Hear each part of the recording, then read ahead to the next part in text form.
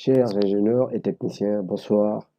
Je suis Jorik Duidi, votre ami, ingénieur en électrotechnique, spécialisé en études de conception des installations électriques BET, euh, également en éclairagiste, en études et conception et réalisation des installations euh, photovoltaïques, photovoltaïques dans les bâtiments d'habitation tertiaire et industriels également. Et donc ce soir, je vous ramène sur un thème en cours. C'est un chantier en cours que nous sommes en train d'exécuter. Donc, j'ai voulu partager avec vous cette vidéo.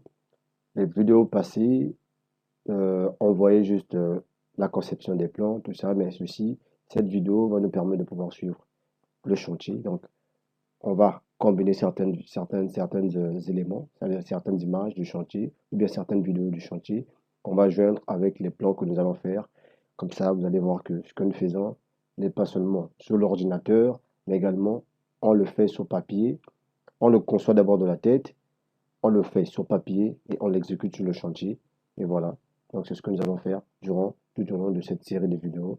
Donc, je vous permets de bien suivre et s'il y a des questions à poser, posez. Également, si vous pouvez vous connecter également sur euh, le compte de Telegram pour poser des questions également. Vous pouvez vous connecter. Mais bon, je veux que nous puissions discuter sur plusieurs termes parce qu'il y a plusieurs vidéos qui seront cette année. Donc voilà, ça c'est l'une des vidéos qui a commencé cette année. Et voilà, abonnez-vous, abonnez-vous, abonnez-vous. Comme ça, on va mieux alimenter notre chaîne YouTube et partager plus d'expériences entre nous, ingénieurs et techniciens. Merci de me suivre.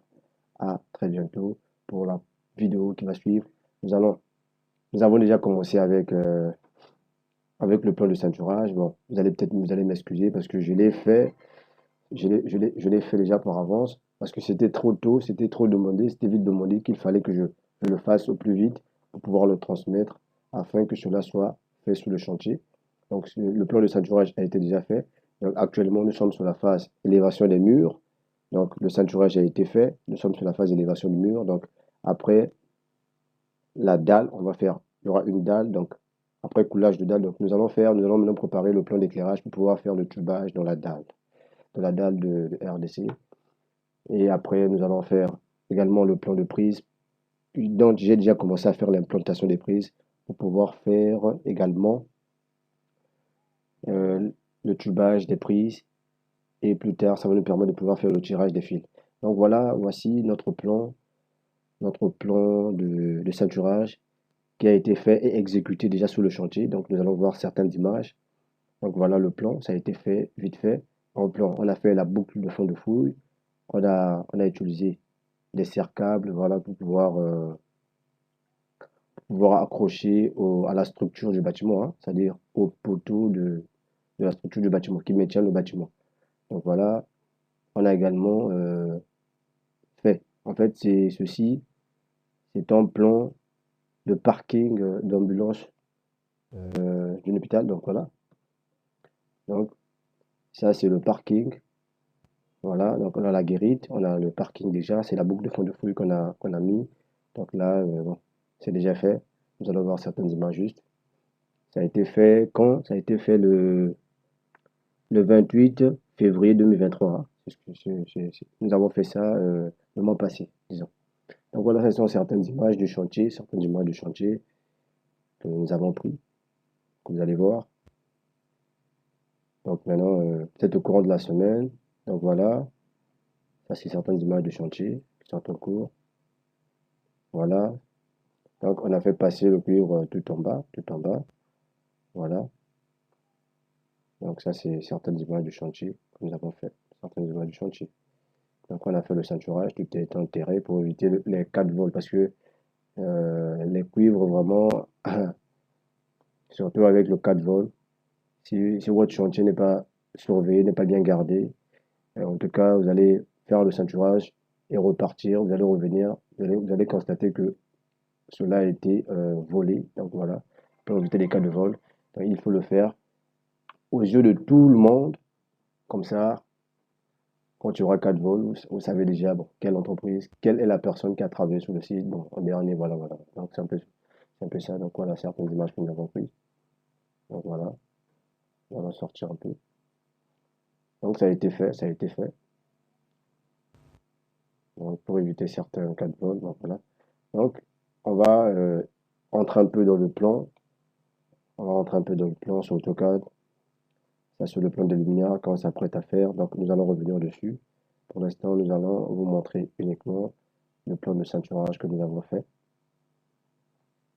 Donc, mesdames et messieurs, vraiment, euh, on va se partager plus d'expérience. S'il y a lieu de s'accompagner, on va s'accompagner parce que il faut faire un travail, il faut offrir un travail de qualité. Ce n'est pas juste concevoir. Non, voilà. Il faut garder, il faut offrir des installations de qualité, non pas seulement parler, non pas seulement. Et voilà. Donc ça, c'est notre plan de mise à la terre, comme vous le voyez. C'est ce que j'avais imprimé. C'est ce que j'ai imprimé et envoyé à mes éléments afin d'exécuter sur le site en même temps. Donc c'est bon, AutoCAD rame un peu. AutoCAD, voilà. Donc voici notre plan. Donc dans la semaine, peut-être dans ce mois de mars, nous allons entamer avec le tubage de la dalle parce que on m'a dit déjà que nous sommes déjà arrivés à un niveau donné. On a déjà coulé les chaînages. Donc peut-être d'ici la fin du mois, nous pourrions faire le tubage dans la dalle pour couler toute la dalle. Voilà. Donc mesdames et messieurs, nous allons continuer avec notre plan de luminaire pour pouvoir préparer notre dalle de RDC. Donc je vous dis à très bientôt pour la prochaine vidéo qui va suivre. Dans cette vidéo, nous allons faire l'implantation des luminaires, également faire la répartition des circuits luminaires également. Donc c'est l'objet de la vidéo qui va suivre. Donc ça c'est juste le plan de saturage. Vraiment désolé de ne pas, en tout cas bon, sur les vidéos, sur les autres vidéos, vous avez déjà vu comment est-ce qu'on a eu à faire des plans de saturage. Donc vous pouvez toutefois vous inspirer de ça pour pouvoir faire vos plans de saturage. Si vous avez des informations à demander, demandez. Voilà. Bon, il y avait une question qu'on m'avait posée. Mais j'ai fait le ceinturage, j'ai fait le ceinturage, je n'ai pas mis les pics de terre. Moi, je leur dis en fait, bon, en tout cas, quand on fait la boucle de fond de foule, on n'a pas besoin de mettre des pics de terre. Déjà, le cuivre est en contact. Déjà, on a une grande quantité de cuivre qui est en contact direct avec le sol. Donc voilà. Et avec la structure du bâtiment qui est ancrée dans le sol. Donc du coup, on a une très bonne mise à la terre déjà. Donc on n'a pas besoin de mettre des pics de terre, je pense pas. Bon, on peut mettre les piquets de terre si et seulement si, par exemple, on avait un paratonnerre sur notre bâtiment. Donc, on mettra des piquets, peut-être trois piquets de terre en parallèle, soit en triangle, soit en patte doigt. Et on relie également la mise à la terre du bâtiment à la mise à la terre du paratonnerre. Donc, souvent, certaines personnes ne le font pas. Donc, voilà, c'est juste un rappel. Hein, c'est juste un rappel. Voilà, il faut le faire. Hein. Si vous mettez un paratonnerre, vous mettez la mise à la terre dans le câble de descente du paratonnerre pour évacuer la décharge électrique. Donc voilà, vous reliez également la mise à la terre de la structure avec la mise à la terre de votre paratonnerre. Voilà, pour renforcer en fait la terre. Voilà. Et voilà, donc c'est un peu le plan, c'est le plan que nous avons fait. C'est le plan également que nous avons exécuté sur le site. Donc je vous dis à très bientôt. Il y a une question encore qu'on m'avait posée de savoir, on a un vieux bâtiment, mais qu'est-ce qu'il faut faire? Un vieux bâtiment qui n'a pas de terre. Bon, on ne peut plus refaire la boucle de fond de foule parce que le bâtiment est déjà construit. On ne va plus casser tout ça, bon, pour éviter des fonds. Donc, ce qu'on fera, c'est juste, on mettra des piquets de terre, on mettra des piquets de terre pour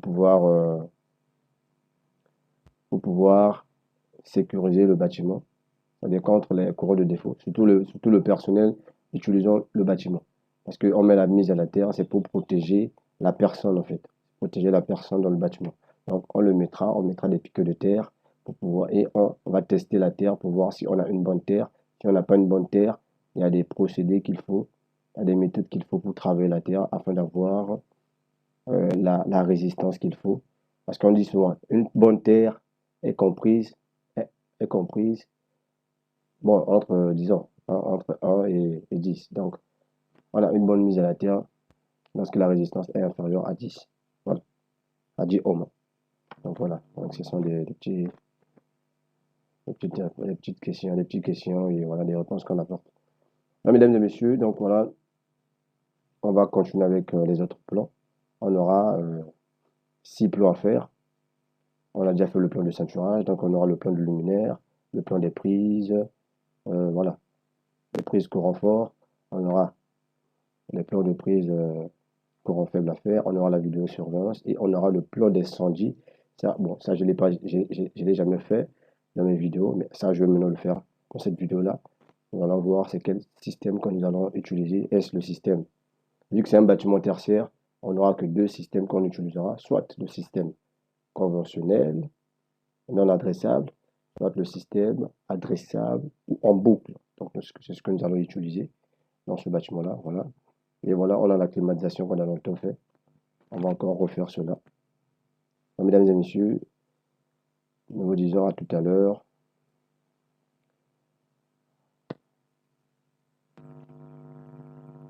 Ciao, ciao, à tout à l'heure. En tout cas, abonnez-vous pour ceux qui ne sont pas encore abonnés. Pour d'autres, si vous avez des questions, si vous avez besoin qu'on discute davantage, vous pouvez toutefois vous connecter à Telegram pour qu'on discute. Vous pouvez toutefois laisser vos commentaires également. Comme ça, on va échanger. C'est très important de s'échanger parce que